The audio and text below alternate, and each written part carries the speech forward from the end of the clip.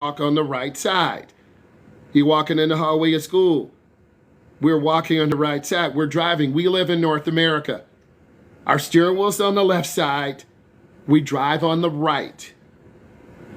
A lot of beginning drivers turn into the wrong lane. You need to know, you need to think right side of the road, right side of the road. A lot of you will overturn and you're on the left side. And then your instructor calmly has got to turn the wheel back to get you on the correct side of the road. Don't overturn the steering wheel.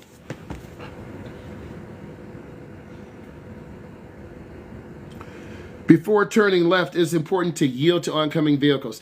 A lot of beginning drivers just come up. Some drivers go past the traffic light. We can't see. I'm looking up because let's pretend the traffic light is above us.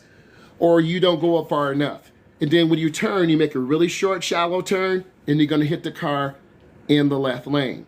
So you really need